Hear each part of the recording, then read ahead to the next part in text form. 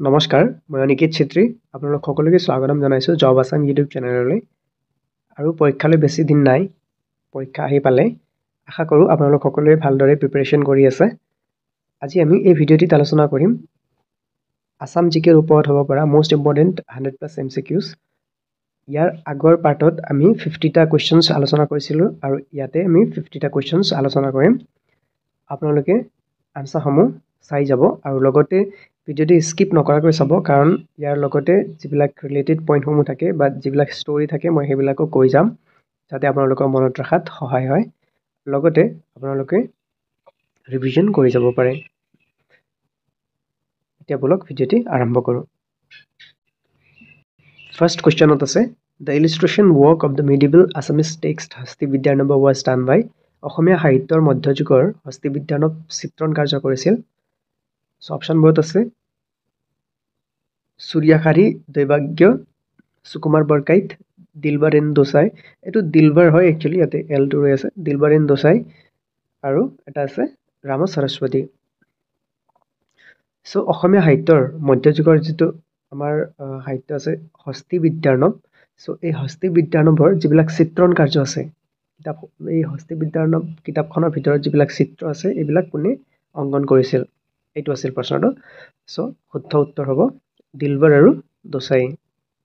মনত ৰাখিব দিলবাৰ আৰু দোসাইয়ে এই চিত্ৰণ কাৰ্য কৰিছিল লগতে আপোনালোকে এইটো মনত ৰাখিব যে হস্তি বিদ্যানব কোনে ৰচনা কৰিছিল লিখিছিল কোনে সো লিখিছিল সুকুমাৰ বৰকাইতে আৰু ইয়াৰ ছবি কোনে আঁকিছিল দিলবাৰ আৰু দোসাই হস্তি বিদ্যানব পুথি কাৰ দিনত ৰচনা কৰা হৈছিল এয়া মনত ৰাখিব হস্তি বিদ্যানব পুথি ৰচনা কৰা হৈছিল শিৱসিংহৰ দিনত শিৱসিংহ সো শিৱসিংহৰ দিনত হস্তি বিদ্যানব পুথি ৰচনা কৰা হৈছিল আৰু এই হস্তি বিদ্যানবত কিহৰ বিষয়ে আলোচনা কৰা হৈছে সো হস্তি বিদ্যানব পুথিত হাতীৰ লালন পালনৰ বিষয়ে আৰু হাতী কেনেদৰে পুহিব লাগে হাতীৰ কেনেদৰে চোৱাচিতা কৰিব লাগে এইবিলাক কথা উল্লেখ কৰা আছে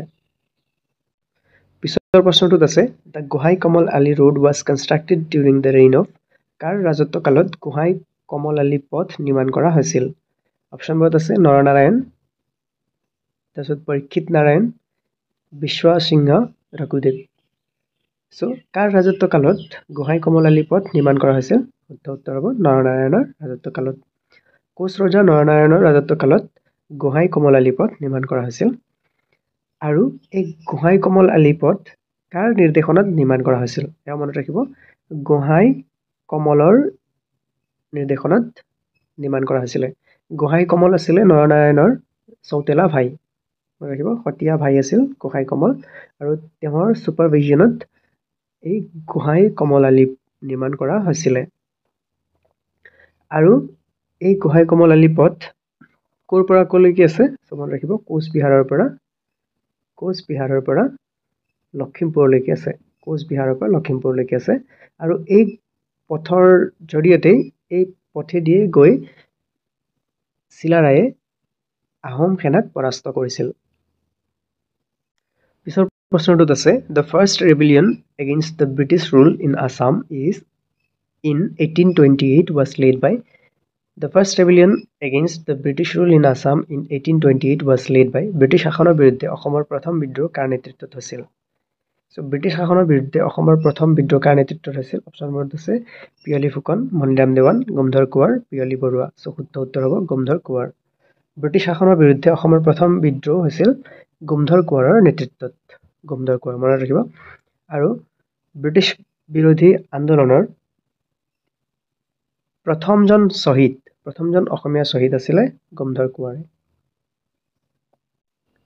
পিছৰ প্ৰশ্নটোত আছে Who was the author of the book India Against Itself ভাৰতবৰ্ষৰ নিজৰ বিৰুদ্ধে পুথিৰ ৰচক কোন doctor Hiren Gohain doctor Mamoni Raisom Goswami Homen Borgohain doctor Sanjeev Barua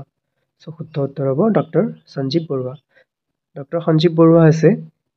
India against ইটছেল্ফ নামৰ পুথিখনৰ ৰচক পিছৰ প্ৰশ্নটোত আছে The Dodhar Rally is constructed during the reign of Dodhar Rally কাৰ ৰাজত্বত নিৰ্মাণ কৰা হৈছিল সো অপশনবোৰত আছে ৰুদ্ৰসিংহ গদাধৰ সিংহ প্ৰমত্ত সিংহ শিৱ সিংহ সো শুদ্ধ উত্তৰ হ'ব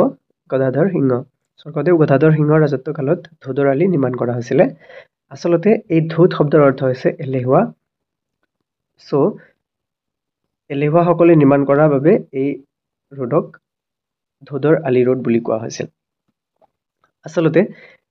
ৰাজঘৰৰ যিবিলাক কাম কাজ থাকে সেইবিলাক কাম কাজ নকৰা যিবিলাক এলেহুৱা মানুহ আছিলে তেওঁলোকক শাস্তি ৰূপে স্বৰ্গদেউ গদাধৰ সিংহই এই ৰোড নিৰ্মাণ কৰিবলৈ কৈছিলে এই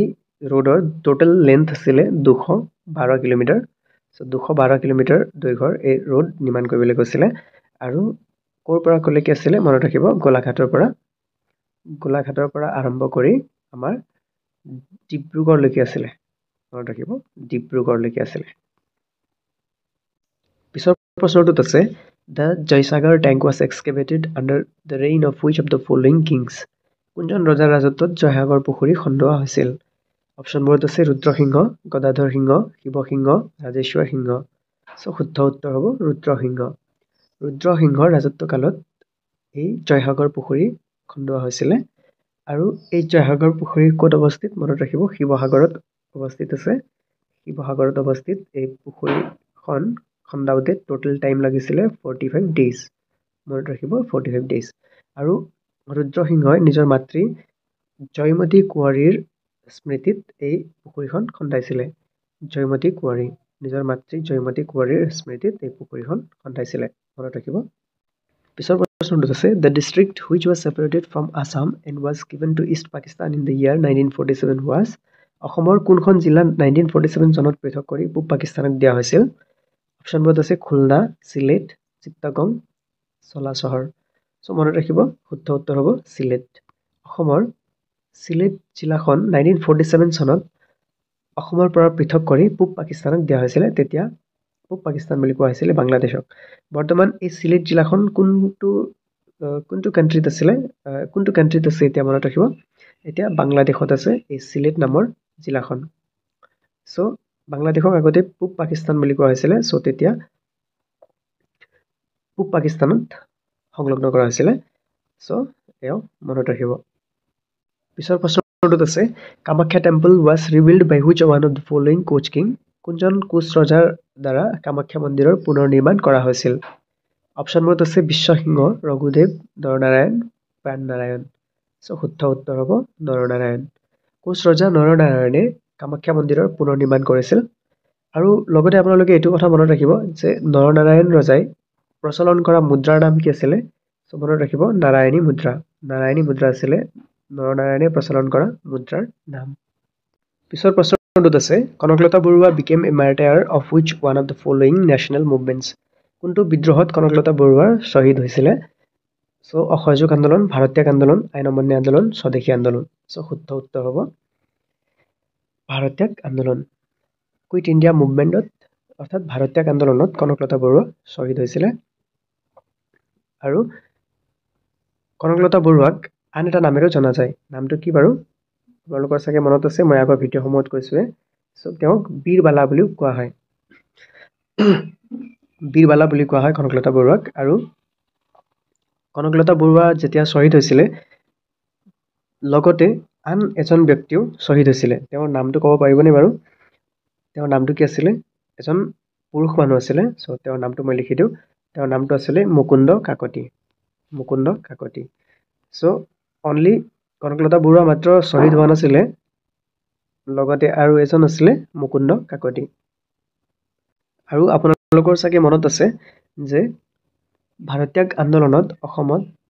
শ্বহীদ হোৱা প্ৰথমজন ব্যক্তি আছিল কনকলতা বৰুৱা এও মনত ৰাখিব পিছৰ প্ৰশ্নটোত আছে The Patkai Bum Range makes the boundary between Patkai বম পৰ্বতমালাই কোন দুখনৰ মাজত সীমা বনায় সো ইয়াতে শুদ্ধ উত্তৰ হৈ যাব ইণ্ডিয়া আৰু বাৰ্মা মানে ইণ্ডিয়া আৰু ম্যানমাৰৰ মাজত এই পাটকাই পৰ্বতমালাই সীমা বনায় মানে এফালে আছে ইণ্ডিয়া এফালে আছে ম্যানমাৰ সো এই মাজত যিখন পৰ্বতমালা আছে তাক কোৱা হয় পাটকাই পৰ্বতমালা আৰু ইয়াকে সুধিছিলে সো পাটকাই পৰ্বতমালাই কোন দুখন কান্ট্ৰিৰ মাজত সীমা বনায় সো মনত ৰাখিব ইণ্ডিয়া আৰু ম্যানমাৰৰ মাজত পিছৰ প্ৰশ্নটোত আছে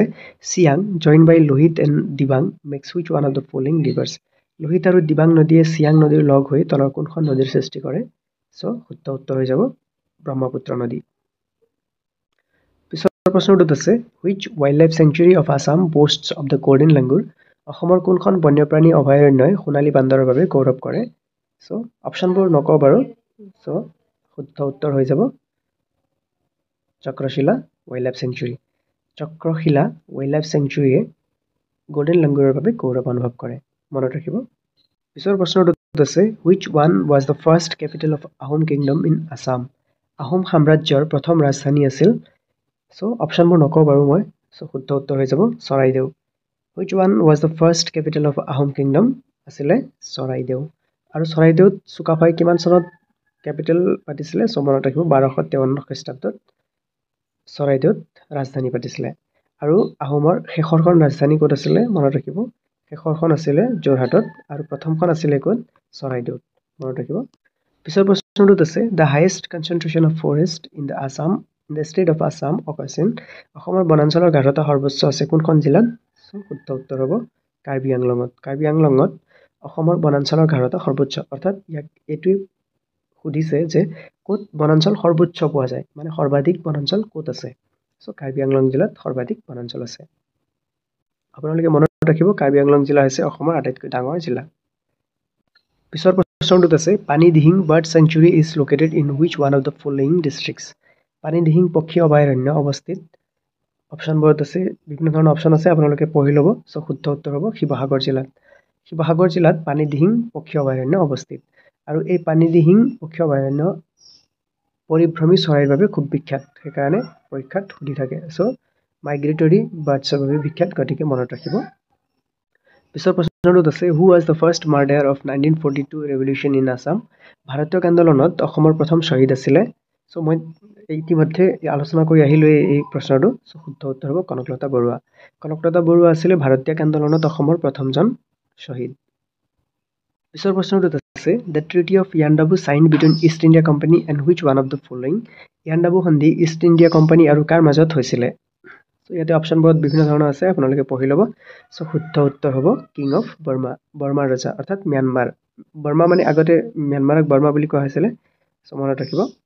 ম্যানমাৰৰ ৰজাৰ মাজত আৰু ইষ্ট ইণ্ডিয়া কোম্পানীৰ মাজত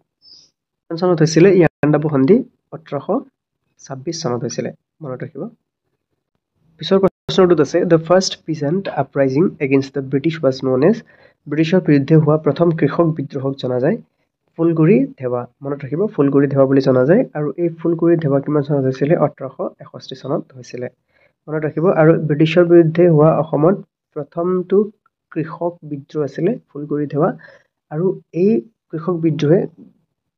পুৰা ব্ৰিটিছ শাসনক জোকাৰি তুলিছিল আৰু ইয়াক কণ্ট্ৰোল কৰিবলৈ ব্ৰিটিছে প্ৰায় 39 জন কৃষকক হত্যা কৰিছিল আৰু বহুতো লিডাৰক ফাঁচি দিছিলে মনত ৰাখিব সো ফুলগুৰি ধেৱা আছে অসমৰ প্ৰথমটো ব্ৰিটিছ বিৰুদ্ধে হোৱা কৃষক বিদ্ৰোহ পিছৰ প্ৰশ্নটোত আছে the first phase of Moamoria rebellion was started in Moamoria বিদ্ৰোহৰ প্ৰথম পৰ্যায় আৰম্ভ হৈছিল সো 1769 চনত 1769 চনত মোৱামৰীয়া বিদ্ৰোহৰ প্ৰথমটো পৰ্যায় আৰম্ভ হৈছিল পিছৰ প্ৰশ্নটোত আছে in which year Gopinath Bordoloi was arrested for taking part in the freedom movement কিমান চনত গোপীনাথ বৰদলৈক স্বাধীনতা আন্দোলনত ভাগ লোৱাৰ বাবে গ্ৰেপ্তাৰ কৰা হৈছিল সো 1922 চনত অসহযোগ আন্দোলনত গোপীনাথ বৰদলৈদেৱে ভাগ লৈছিলে গতিকে তাৰ বাবে তেখেতক গ্ৰেপ্তাৰ কৰা হৈছিল নেক্সট কোৱেশ্চনত আছে in addition to Assamese which other language from the state is included in the 8th schedule of the Indian Constitution অসমীয়া ভাষাৰ উপৰিও আন কোনটো অসমৰ ভাষাক ভাৰতৰ 8ম অনুসূচীত অন্তৰ্ভুক্ত কৰা হৈছে সো শুদ্ধ উত্তৰ হ'ব বড়ো ভাষাক অসমীয়াৰ বাহিৰেও অসমৰ পৰা ইণ্ডিয়ান কনষ্টিটিউচনৰ 8th schedule অন্তৰ্ভুক্ত কৰা হৈছে মনত ৰাখিব অসমৰ পৰা দুটা ভাষা আছে এটা হৈছে অসমীয়া আৰু এটা হৈছে বড়ো আৰু আপোনালোকে জানেনে যে ভাৰতৰ সংবিধানৰ 8th schedule অৰ্থাৎ 8ম অনুসূচীত কেইটা ভাষা অন্তৰ্ভুক্ত কৰা আছে সো মনত ৰাখিব টোটেল আছে 22টা ভাষা মানে 22টা ভাষা অন্তৰ্ভুক্ত কৰা আছে তাৰে ভিতৰত দুটা ভাষা আমাৰ অসমৰে হয় অসমীয়া আৰু বড়ো পিছৰ প্ৰশ্ন আছে the rank of Assam in literacy among the states of India is সাক্ষৰতাৰ ফালৰ পৰা ভাৰতৰ ৰাজ্যবোৰৰ ভিতৰত অসমৰ স্থান কি শুদ্ধ উত্তৰ হ'ব 26th মানে লিটাৰেসি ৰেটৰ ফালৰ পৰা একেবাৰে ওপৰৰ পৰা যদি চাই আহো তেতিয়া আমাৰ অসমৰ স্থান আছে 26th Phulaguri uprising was take place Phulaguri বিদ্ৰোহ সংঘটিত হয় কিমান চনত সো শুদ্ধ উত্তৰ হ'ব 1861 চনত মই ক'লো এইমাত্ৰ সো 1861 চনত এই ফুলগুৰি বিদ্ৰোহ আৰম্ভ হৈছিল লগতে আপোনালোকে এইটো মনত ৰাখিব যে ফুলগুৰি দেৱাৰ লগত জড়িত ট্ৰাইবটো কোনটো আছিলে কোনটো জনজাতিৰ লোকসকল আছিলে মনত ৰাখিব তিৱা জনজাতিৰ লোকসকল আছিলে আৰু এই ফুলগুৰি নামৰ জেগাটো ক'ত আছে মনত ৰাখিব নগাঁও জিলাত আছে সো এও ইম্পৰ্টেন্ট হৈ পৰে কেতিয়াবা প্ৰশ্নত সুধিব পাৰে পিছৰ প্ৰশ্নটো আছে when Bhupen Hazarika had been awarded with দাদা সাহেব ফালকে award কেতিয়া ভূপেন হাজৰিকা দেৱক দাদা সাহেব ফালকে বঁটা প্ৰদান কৰা হৈছিল সো মনত ৰাখিব 1992 চনত আৰু এই দাদা সাহেব ফালকে বঁটা কিহৰ ক্ষেত্ৰত দিয়া যায় মনত ৰাখিব চলচ্চিত্ৰ জগতত দিয়া যায় চলচ্চিত্ৰ ফালৰ পৰা এই এৱাৰ্ডটো দিয়া হয় পিছৰ প্ৰশ্নটো আছে which of the following places is the site of rainforest in Assam and in which district তলৰ কোনটো অসমৰ এটা বৰ্ষাৰণ্য আৰু কোনখন জিলাত আছে সো ইয়াতে শুদ্ধ উত্তৰ হ'ব জয়পুৰ যেটো নেকি আমাৰ ডিব্ৰুগড় জিলাত আছে সো এয়া হ'ব শুদ্ধ উত্তৰ জয়পুৰ হৈছে আমাৰ অসমৰ এক ৰেইনফৰেষ্ট থকা ঠাই ৰেইনফৰেষ্ট মানে বৰ্ষাৰণ্য থকা ঠাই আৰু এয়া ক'ত আছে ডিব্ৰুগড়ত আছে মনত ৰাখিব পিছৰ প্ৰশ্নটো আছে who among the following from Assam joined the famous Dandi March অসমৰ পৰা কোনে বিখ্যাত দাণ্ডি যাত্ৰাত ভাগ লৈছিল সো শুদ্ধ উত্তৰ হৈ যাব লীলাধৰ বৰুৱাই অসমৰ পৰা ভাগ লৈছিল দাণ্ডি মাৰ্চত মনত ৰাখিব আৰু এই দাণ্ডি মাৰ্চ কিমান দিনলৈকে হৈছিল 24 দিনলৈকে হৈছিল সাবৰমতী আশ্ৰমৰ পৰা তেওঁলোকে যাত্ৰা আৰম্ভ কৰিছিল এটো মনত ৰাখিব আৰু দাণ্ডি মাৰ্চ কিমান চনত আৰম্ভ হৈছিল মনত ৰাখিব 12 মাৰ্চ 1930 1930 চনৰ 12 মাৰ্চ তাৰিখে আৰম্ভ হৈছিল পিছৰ প্ৰশ্নটো আছে the historic Assam Accord was signed ঐতিহাসিক অসম চুক্তি স্বাক্ষৰিত হৈছিল কিমান চনত 1985 চনৰ 15 আগষ্ট তাৰিখে 1985 চনৰ 15th আগষ্টত স্বাক্ষৰিত হৈছিল মনত ৰাখিব পিছৰ প্ৰশ্নটো আছে আলি আই Ligang is an agri-based festival celebrated by আলি আই লিগাং উৎসৱ কোনে পালন কৰে সো শুদ্ধ উত্তৰ হ'ব মিচিংসকলে আলি আই লিগাং পালন কৰে আৰু বড়োসকলে কি পালন কৰে বৈশাগু পালন কৰে আৰু তেওঁলোকে বাথৌক পূজা কৰে মনত ৰাখিব পিছৰ প্ৰশ্নটো আছে Medam Mephi festival is celebrated annually on Medam Mephi প্ৰত্যেক বছৰে কিমান তাৰিখে পালন কৰা হয় সো শুদ্ধ উত্তৰ হ'ব 31st জানুৱাৰী টাই আহোমসকলে তেওঁলোকৰ পূৰ্বপুৰুষসকলক সোঁৱৰি এই মেডাম মেফি উৎসৱ পালন কৰে মনত ৰাখিব পিছৰ প্ৰশ্নটো আছে Assam police day observed on Assam আৰক্ষী দিৱস পালন কৰা হয় 1st অক্টোবৰ তাৰিখে অক্টোবৰৰ প্ৰথম 1st তাৰিখে আসাম পুলিচ দিৱস পালন কৰা হয় পিছৰ প্ৰশ্নটো আছে which of the following districts of Assam has been declared as the first tobacco free district অসমৰ কোনখন জিলাক প্ৰথম ধপাত মুক্ত জিলা ঘোষণা কৰা হৈছে সো শুদ্ধ উত্তৰ হ'ব যোৰহাটক প্ৰথম জিলা হিচাপে ঘোষণা কৰা হৈছে যাক ধপাত মুক্ত হিচাপে ঘোষণা কৰা হৈছে মনত ৰাখিব যোৰহাট পিছৰ প্ৰশ্নটো আছে in which year was the Bodo Sahitya Sabha founded কিমান চনত বড়ো সাহিত্য সভা স্থাপন কৰা হৈছিল সো শুদ্ধ উত্তৰ হ'ব 1952 চনত 1952 চনত বড়ো সাহিত্য সভা স্থাপন কৰা হৈছিল আৰু বড়ো হৈছে অসমৰ আটাইতকৈ ডাঙৰ জনজাতি মনত ৰাখিব পিছৰ প্ৰশ্নটো আছে which one is the first Assamese novel প্ৰথম অসমীয়া উপন্যাস কি সো শুদ্ধ উত্তৰ হ'ব ভানুমতি হৈছে প্ৰথম অসমীয়া উপন্যাস যাক ৰচনা কৰিছিল পদ্মনাথ গোহাঁই বৰুৱাদেৱে ৰচনা কৰিছিল সো মনত ৰাখিব পদ্মনাথ গোহাঁই বৰুৱাদেৱ কোন আছিল আপোনালোকৰ চাগে মনতে আছে সো অসম সাহিত্য সভাৰ প্ৰথমজন সভাপতি আছিল পদ্মনাথ গোহাঁই বৰুৱাদেৱ পিছৰ প্ৰশ্নটো আছে which state is to the north of Assam অসমৰ উত্তৰ দিশত থকা ৰাজ্য কি সো শুদ্ধ উত্তৰ হ'ব অৰুণাচল প্ৰদেশ হৈছে অসমৰ উত্তৰ দিশত থকা ৰাজ্য সো আপোনালোকে এনেকুৱা প্ৰশ্ন আহিব পাৰে সো আপোনালোকে অসমৰ চাৰিসীমা ভালকৈ চাই যাব যাতে এনেকুৱা প্ৰশ্ন আহিলে এৰি নাহে পিছৰ প্ৰশ্নটো আছে which country is to the west of Assam অসমৰ পশ্চিম দিশত থকা ৰাষ্ট্ৰ কি সো অসমৰ পশ্চিম দিশত থকা ৰাষ্ট্ৰ হৈছে ম্যানমাৰ অসমৰ পশ্চিম দিশত থকা ৰাষ্ট্ৰ হৈছে আচলতে বাংলাদেশ এটো পূব দিশত থকা ৰাষ্ট্ৰ হ'ব বাৰ্মা ম্যানমাৰ সো পশ্চিম দিশত আছে আমাৰ বাংলাদেশ পিছৰ প্ৰশ্নটো আছে which state was separated from Assam in 1963 1963 চনত কোনখন ৰাজ্য অসমৰ পৰা পৃথক হৈছিলে সো শুদ্ধ উত্তৰ হ'ব নাগালেণ্ড পৃথক হৈছিলে 1963 চনত আৰু অসমৰ পৰা পৃথক হোৱা প্ৰথমখন ৰাজ্য আছিল পিছৰ প্ৰশ্নটো আছে when was Mizoram separated from Assam কিমান চনত মিজোৰাম অসমৰ পৰা পৃথক হৈছিল সো শুদ্ধ উত্তৰ হ'ব 1972 চনত 1972 চনত আসলতে মিজোৰাম ইউনিয়ন টেৰিটৰি হিচাপে সেপাৰেট হৈছিল ৰাজ্য হিচাপে নহয় কেন্দ্ৰীয় শাসিত প্ৰদেশ হিচাপে পৃথক হৈছিল আৰু 1972 চনতে আৰু এখন ৰাজ্য পৃথক হৈছিল অসমৰ পৰা মনত আছে আপোনালোকৰ মেঘালয় 1972 চনতে পৃথক হৈছিল পিছৰ প্ৰশ্নটো আছে how was Assam formerly known অসমৰ প্ৰাচীন নাম কি আছিল সো শুদ্ধ উত্তৰ হ'ব কামৰূপ এটো আপোনালোক আটাই জানে যে কামৰূপ হৈছে অসমৰ প্ৰাচীন নাম পিছৰ প্ৰশ্নটো আছে which of the following mountain ranges is located in Assam তলৰ কোনটো পৰ্বতমালা অসমত অৱস্থিত হয় সো আপোনালোক আটাই জানে এটো হিমালয় অসমত থকা পৰ্বতমালা হৈছে হিমালয় পিছৰ প্ৰশ্নটো আছে which national park in Assam is famous for one-horned rhinoceros অসমৰ কোনখন ৰাষ্ট্ৰীয় উদ্যান এশিঙীয়া গঁড়ৰ বাবে বিখ্যাত সো আপোনালোক আটাই জানে এটো কাজিৰঙা ৰাষ্ট্ৰীয় উদ্যান এশিঙীয়া গঁড়ৰ বাবে বিখ্যাত পিছৰ প্ৰশ্নটো আছে the Majuli Island one of the largest river islands in the world is located in the river বিশ্বৰ সৰ্ববৃহৎ নদী দ্বীপবোৰৰ ভিতৰত এক অন্যতম নদী দ্বীপ মাজুলী কোনখন নদীত অৱস্থিত সো মাজুলী দ্বীপ কোনখন নদীৰ ওপৰত অৱস্থিত সো আপোনালোকে জানে ব্ৰহ্মপুত্ৰ নদীত অৱস্থিত আৰু মাজুলী হৈছে বিশ্বৰ ভিতৰতে আটাইতকৈ ডাঙৰ নদী দ্বীপ আৰু ভাৰতৰ একমাত্ৰ নদী দ্বীপ জিলা মনত ৰাখিব নদী দ্বীপ জিলা পিছৰ প্ৰশ্নটো আছে in which district is the Kamakhya temple located কোনখন জিলাত কামাখ্যা মন্দিৰ অৱস্থিত সো কামৰূপ মেট্ৰ জিলাত কামাখ্যা মন্দিৰ অৱস্থিত আৰু কোনখন পাহাৰত অৱস্থিত এয়াতো আপোনালোকে জানে যে নীলাচল পাহাৰত অৱস্থিত পিছৰ প্ৰশ্নটো আছে which city of Assam is known as the tea city of India অসমৰ কোনখন চহৰক ভাৰতৰ চাহ নগৰ বুলি কোৱা হয় সো শুদ্ধ উত্তৰ হ'ব ডিব্ৰুগড়ক অসমৰ টি সিটি অফ ইণ্ডিয়া বুলি কোৱা হয় সো আপোনালোকক অশেষ ধন্যবাদ যে আপোনালোকে ভিডিওটি শেষলৈকে চালে যদি আপুনি ভিডিওটি চাই অকমানো যদি সহায় পাইছে তেন্তে নিজৰ ভাই ভনীসকলৰ সৈতেও শ্বেয়াৰ কৰিব যাতে তেওঁলোকৰো সুবিধা হয় আৰু যদি আপোনালোকে এনেকুৱা ধৰণৰ ভিডিও আৰু চাব বিচাৰে তেন্তে নিজৰ এই চেনেলটো সাবস্ক্ৰাইব কৰিব আৰু লাইক কৰি থব যাতে মই পিছত ভিডিওসমূহ আপলোড কৰিলে আপোনালোকৰ তাতে অতি সোনকালে নটিফিকেশন গৈ পায় আৰু আপোনালোকে যদি তেনেকুৱা আৰু বিভিন্ন ধৰণৰ টপিকত ভিডিওসমূহ চাব বিচাৰে তেন্তে মোৰ নিজৰ প্ৰফাইলত গৈ প্লেলিষ্টত ভিডিওসমূহ চাব পাৰে